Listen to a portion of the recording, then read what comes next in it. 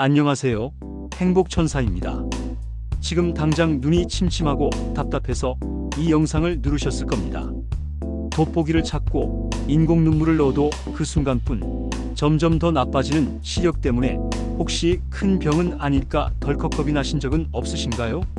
단 14일 만에 침침했던 눈이 밝아지고 시력이 좋아지는 방법이 있다면 믿으시겠습니까?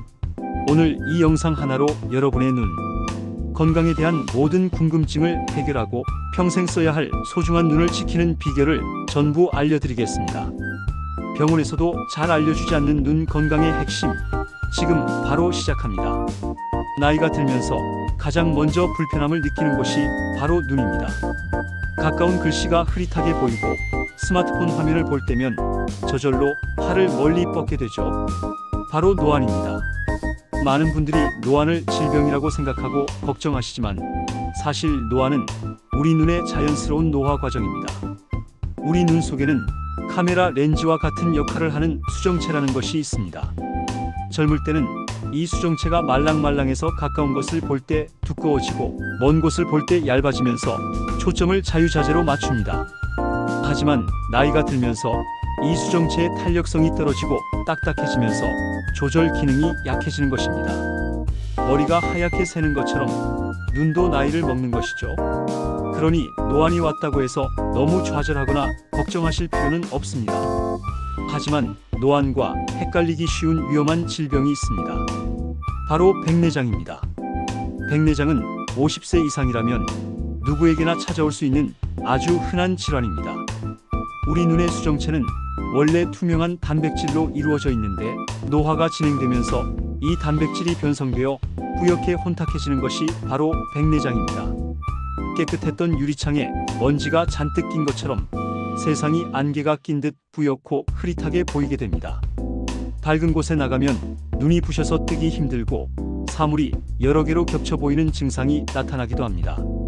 노안은 단순히 초점 조절의 문제이지만 백내장은 수정체 자체가 혼탁해지는 질병이기 때문에 방치하면 시력이 계속해서 떨어지고 심한 경우 실명에 이를 수도 있습니다. 따라서 가까운 것이 안 보이는 증상과 함께 시야가 뿌옇게 보인다면 반드시 안과를 찾아 정확한 검진을 받아보셔야 합니다. 많은 분들이 눈이 좀 침침하다 싶으면 덜컥 눈 영양제부터 찾으십니다. 광고에서는 루테인 하나만 먹으면 눈 건강이 전부 해결될 것처럼 이야기하죠. 과연 그럴까요? 루테인은 우리 눈의 황반 색소 밀도를 유지하는 데 도움을 주는 성분입니다. 황반은 시력의 90%를 담당하는 아주 중요한 부분이죠. 따라서 황반 변성 진단을 받았거나 황반 기능이 약해진 분들에게는 루테인이 분명 도움이 될 수 있습니다. 하지만 이미 건강한 눈을 가진 분들에게는 루테인을 먹는다고 해서 시력이 극적으로 좋아지거나 노안이 사라지는 효과를 기대하기는 어렵습니다. 오메가3 역시 마찬가지입니다. 오메가3는 눈물의 기름층을 구성하는 성분으로 눈꺼풀의 염증을 개선하고 건강한 기름이 잘 분비되도록 도와주는 역할을 합니다. 따라서 안구 건조증 개선에는 일부 효과가 있을 수 있지만 모든 눈 질환의 만병통치약은 아니라는 사실을 기억하셔야 합니다. 그렇다면 수술은 어떨까요? 요즘은 노안과 백내장을 한 번에 교정하는 수술도 많이 나왔습니다.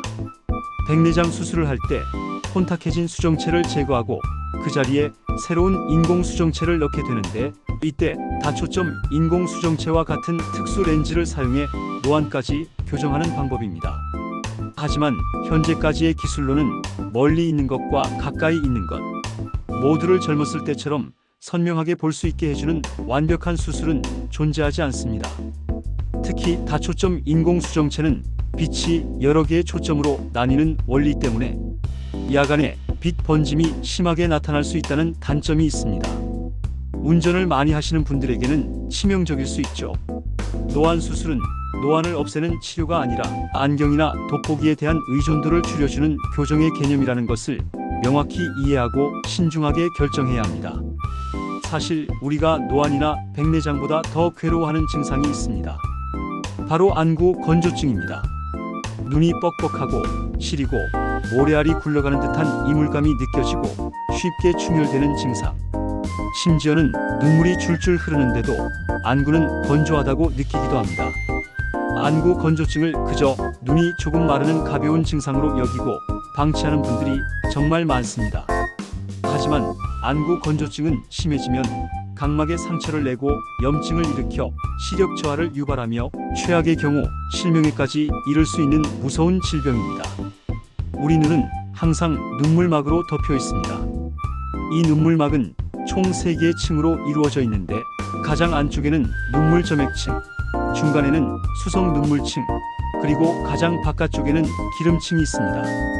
이 3가지 층 중 어느 하나라도 문제가 생기면 안구 건조증이 발생합니다. 우리는 보통 눈물이 부족해서 건조증이 생긴다고 생각하지만 사실 눈물의 양보다 더 중요한 것은 눈물의 질입니다. 특히 가장 바깥에서 눈물이 증발하지 않도록 막아주는 기름층이 매우 중요합니다. 이 건강한 기름은 어디서 나올까요? 바로 우리 속눈썹 바로 밑에 있는 마이봄샘이라는 기름샘에서 분비됩니다. 그런데 나이가 들거나 눈꺼풀 관리를 제대로 하지 않으면 이 마이봄샘이 노폐물이나 나쁜 기름으로 꽉 막히게 됩니다. 그러면 건강하고 깨끗한 기름 대신 염증을 유발하는 끈적하고 더러운 기름이 나오거나 아예 기름이 분비되지 않게 됩니다. 기름 코팅이 없으니 눈물은 만들어지는 족족 공기 중으로 증발해 버리고 우리 눈은 속수무책으로 마르게 되는 것입니다. 안구 건조증 환자의 80% 이상이 바로 이 마이봄샘 기능 장애 때문입니다. 자, 그렇다면 이제부터가 중요합니다. 값비싼 영양제나 위험 부담이 있는 수술 없이 오직 생활 습관, 개선만으로 침침하고 뻑뻑한 눈을 되살리는 14일의 기적, 그 비결을 공개합니다. 첫 번째, 제대로 눈을 깜빡이는 것입니다. 우리는 보통 무언가에 집중하면 눈 깜빡이는 횟수가 현저히 줄어듭니다. 특히 스마트폰이나 TV를 볼 때는 더욱 그렇죠. 눈을 깜빡일 때마다 새로운 눈물막이 형성되고 눈꺼풀을 짜주는 동작을 통해 마이봄샘에서 기름이 분비됩니다. 그런데 눈을 대충 깜빡이거나 자주 깜빡이지 않으면 눈물이 골고루 퍼지지 않고 기름 분비도 원활하지 않게 됩니다. 지금부터 의식적으로 눈을 완전히 감았다가 완전히 뜨는 연습을 해보세요. 눈을 감았을 때 위아래 눈꺼풀이 서로 맞닿는 느낌이 들도록 꾹 감았다가 천천히 뜨는 겁니다. 34초에 한 번씩 이렇게 제대로 된 눈 깜빡임을 반복하는 것만으로도 안구 건조증 개선에 엄청난 효과를 볼 수 있습니다. 두 번째, 아침 저녁으로 온찜질과 눈꺼풀 세척을 하는 것입니다. 막혀있는 마이봄샘을 뚫어주는 가장 효과적인 방법입니다. 40도 정도의 따뜻한 물에 적신 수건이나 시중에서 파는 온찜질팩을 눈 위에 올려놓고 아침, 저녁으로 최소 3분 이상 찜질을 해주세요. 이렇게 하면 딱딱하게 굳어있던 나쁜 기름들이 부드럽게 녹아나옵니다. 온찜질이 끝난 후에는 눈꺼풀 세정제나 유아용 샴푸를 면봉에 묻혀 속눈썹 뿌리 부분을 살살 닦아내주세요. 녹아나온 노폐물과 나쁜 기름을 깨끗하게 제거하는 과정입니다. 처음에는 조금 번거롭게 느껴질 수 있지만 딱 2주만 꾸준히 해보시면 눈이 훨씬 편안하고 맑아지는 것을 느끼실 수 있을 겁니다. 세수하고 양치하는 것처럼 눈꺼풀도 매일 깨끗하게 닦아주는 습관을 들이는 것이 중요합니다. 세 번째, 인공 눈물을 올바르게 사용하는 것입니다. 눈이 뻑뻑할 때마다 수시로 인공 눈물을 넣는 분들이 많습니다. 하지만 너무 잦은 인공 눈물 사용은 오히려 우리 눈에 좋은 성분, 특히 눈물을 각막에 착 붙여주는 점액층까지 씻어낼 수 있습니다. 인공 눈물은 하루 4회에서 6회 정도 사용하는 것이 가장 적절합니다. 그리고 한 번 넣을 때 한 방울이면 충분합니다. 여러 방울을 넣어도 결국 다 흘러넘쳐 버리기 때문입니다. 인공 눈물을 넣을 때는 고개를 살짝 뒤로 젖히고 아래 눈꺼풀을 당겨서 안쪽에 정확히 한 방울을 떨어뜨린 후 30초 정도 눈을 감고 눈물이 흡수될 시간을 주는 것이 좋습니다. 또한 방부제가 들어있지 않은 일회용 인공 눈물을 사용하고 한 번 개봉한 것은 남았더라도 미련 없이 버리는 것이 세균 감염을 막고 눈 건강을 지키는 길입니다. 네 번째, 외출 시에는 반드시 선글라스를 착용하는 것입니다. 자외선은 피부뿐만 아니라 우리 눈에도 치명적입니다. 강력한 자외선은 각막과 수정체에 손상을 입혀 백내장이나 황반변성과 같은 심각한 안구 질환의 원인이 됩니다. 흐린 날에도 자외선은 존재하기 때문에 외출할 때는 항상 선글라스를 쓰는 습관을 들이는 것이 좋습니다. 선글라스를 고를 때는 멋도 중요하지만 자외선을 99% 이상 차단해주는 UV400 인증 마크가 있는지 반드시 확인해야 합니다. 렌즈의 색이 너무 짙으면 오히려 동공이 확장되어 더 많은 자외선이 눈으로 들어올 수 있으니 색 농도 7080% 정도가 적당합니다. 선글라스의 자외선 차단 기능은 시간이 지나면서 점차 약해지기 때문에 23년에 한 번씩은 교체해 주는 것을 권장합니다.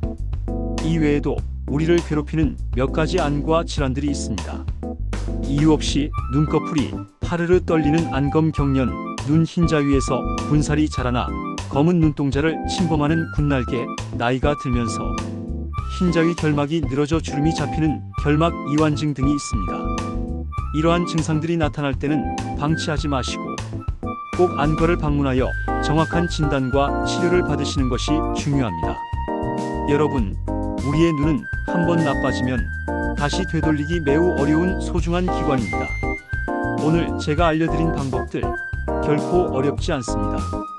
제대로 눈 깜빡이기, 매일 아침 저녁 온찜질과 눈꺼풀 세척하기, 인공 눈물 올바르게 사용하기, 그리고 외출 시 선글라스 착용하기. 이 네 가지만 딱 14일 동안 꾸준히 실천해 보세요. 분명히 침침하고 뻑뻑했던 눈이 한결 편안하고 맑아지는 놀라운 경험을 하시게 될 겁니다.